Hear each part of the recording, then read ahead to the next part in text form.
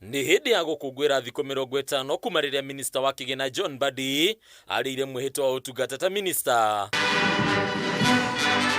Kũrĩa minista ũyũ atarĩirie makinya matiganĩte marĩa akoretwo akinyũkĩtie kwagĩrithia bũrũri kĩwonjoria. Ũmwe wa maũndũ marĩa arĩrĩirie na njĩra nene arĩ thirĩ wa bũrũri, kũrĩa atarĩirie atĩ ũthũrimi wa thirĩ ũyũ nĩ wambĩrĩirie, kuona ũmũthĩ ũyũ gũtirĩ ithabu ikinyanĩru rĩngĩheanwo rĩgiĩ mathirĩ mothe. Our external loans and domestic loans are almost 50-50. External loans constitute about 48%, 49%. Domestic is 51%. Yet, in terms of debt servicing, we pay only 261 as debt service cost to external loan. But we pay over 700 billion, 750 billion to service domestic debts, meaning domestic debts are too expensive. Kũringana na Mbadi, kwa ihinda rĩa mĩaka ĩrĩ ĩrĩa thirikari ya Kenya Kwanza ĩkoretwo wathani-inĩ, ĩkombete kĩgĩna gĩkĩrĩte ciringi tiririoni 2, mũigana ũrĩa ũtarĩ ũrekĩrwo ithabu kũrĩkĩrĩra. When President Uhuru Kenyatta left office, our debt level was about 8.7 trillion. Now the debt stock is about 10.8 or thereabout trillion.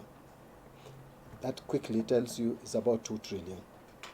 Now that is not money borrowed in full. We have also had foreign exchange fluctuations, which has affected the amount a little bit. Ithabu rĩrĩ rĩkoneka kwagarara kĩĩranĩro kĩa President William Ruto, ũrĩa warĩ mũkomithia woma wa ngombo cia bũrũri, rĩu akĩenda kugũkwo ciugo ciake, na kũrĩa thirikari rĩu ĩroneka gũthiĩ na mbere na kuoya ngombo, kuona rũhonge rwa KRA nĩ rwanĩrĩire kũremererwo nĩ ũngania wa kĩgĩna kĩrĩa rũtanyaga kũngania makĩria harĩ mwaka tũrĩ wa kĩgĩna na ciringi birioni 316.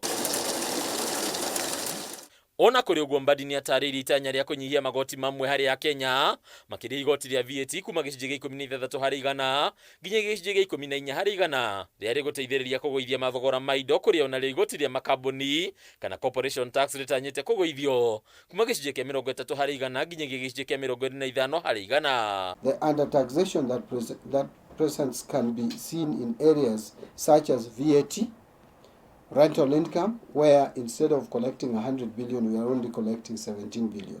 And then PIT. PIT is personal income tax. For those who may not understand, we have so many professionals across the country. Those who even treat you when you are sick as private doctors. There are lawyers, there are accountants, there are all kinds of professionals, engineers. Very few of them pay taxes as is required. Ogĩikaro-inĩ gĩkĩ, Mbadi nonekire gũtetera na njĩra nene ngirimiti nyendekithie eramati wa kĩharo kĩa ndege kĩa JKIA kũrĩ kambuni ya Adani. Rĩu Mbadi agĩtarĩria atĩ ĩno noyo njĩra ya gũkinyanĩria tabarĩra cia thirikari. Rĩu ministry ũyũ agĩtarĩria atĩ gũkinyĩria mũthia wa mwaka tũrĩ wa kĩgĩna, honge ithano nĩcio itanyĩtwo gũkinyanĩrio ngirimiti ĩno. We cannot finance them from our balance sheet. We cannot finance them from exchequer. We'll be lying to ourselves. It is even a shame for an economy like Kenya to continue having JKIA. And then the Kenyans, when you tell them PPP, they think you are selling it. And then they come and tell you, you are selling our airport. How do you sell that thing? How can Muindi take that airport and go with it? Yeah? It's a concession.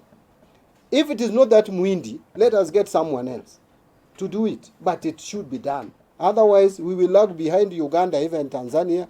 We will even our airport, Zanzibar can develop the airport and become better than Kenya.